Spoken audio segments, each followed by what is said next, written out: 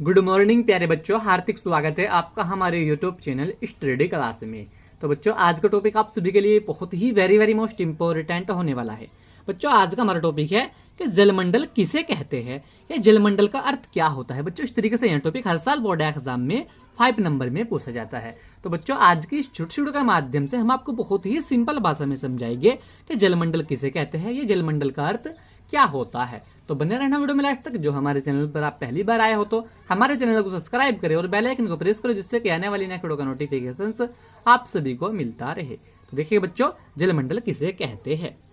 जलमंडल से अभिप्राय पृथ्वी की उस परत से है जो पृथ्वी पर महासागर, झीलों, नदियों तथा अन्य जलाशयों के रूप में फैली हुई है। तो बच्चों, क्या होता है जलमंडल।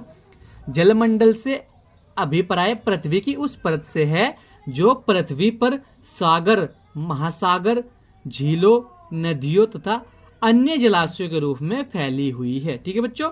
और भू सतह के लगभग 71% भाग पर जल का विस्तार है। तो बच्चों, जो भू सतह है पृथ्वी की, इसके लगभग 71% भाग पर क्या होता है, जल का विस्तार है। इसीलिए पृथ्वी को जलीय ग्रह कहा जाता है। ठीक है बच्चों।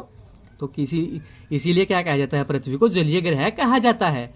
पृथ्वी पर जीवन इनके पृथ्वी पर जल कहीं द्रव के रूप में और कहीं ठोस हिम के रूप में पाया जाता है। इनके वजह जो हमारी पृथ्वी है, इस पर जो जल होता है यह कहीं द्रव के रूप में होता है और कहीं ठोस हिम के रूप में पाया जाता है।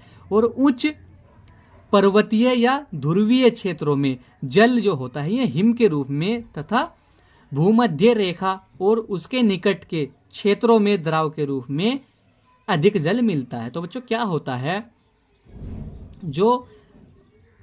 है उच्च पर्वतीय तथा ध्रुवीय क्षेत्रों में जो जल होता है ये हिम के रूप में तथा भूमध्य रेखा और उसके निकट के क्षेत्र में द्रव के रूप में क्या होता है, अधिक जल मिलता है। ठीक है बच्चों। और वायुमंडल में जल वाष्प के रूप में विद्यमान रहता है। इनके जो बच्चों वायुमंडल होता है हमारा, इसमें जल जो होता है ये वाष्प के रूप में विद्यमान रहता है। यही जल संघनन के फलस्वरूप वर्षा के रूप में पृथ्वी को प्राप्त होता है। तो बच्चों, जो वाष्प के रूप में जल होता है वायुमंडल में विद्यमान रहता है वाष्प के रूप में, और यही जल क्या होता है, संघनन के फलस्वरूप क्या होता है, वर्षा के रूप में पृथ्वी को प्राप्त होता है।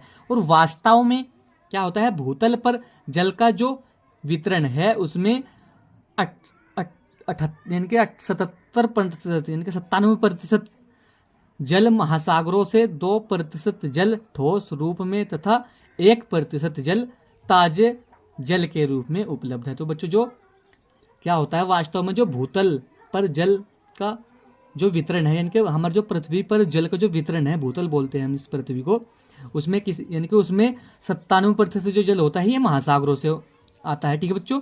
और 2% जो जल होता है बच्चों वह ठोस रूप में होता है। ठीक है बच्चों। यानी कि जो हमारी जो पृथ्वी है इस पर जल का वितरण जो होता है उसमें जो 97% जो जल होता है वह महासागरों में होता है, और 2% जो जल होता है बच्चों वह ठोस के रूप में होता है, तथा 1% जो बच्चों जल होता है वह ताजे जल के रूप में उपलब्ध है। तो बच्चों, इसी तरीके से यह टॉपिक किसी भी एग्जाम कॉम्पिटिशन में आपसे पूछ लिया जाता है कि जलमंडल किसे कहते हैं।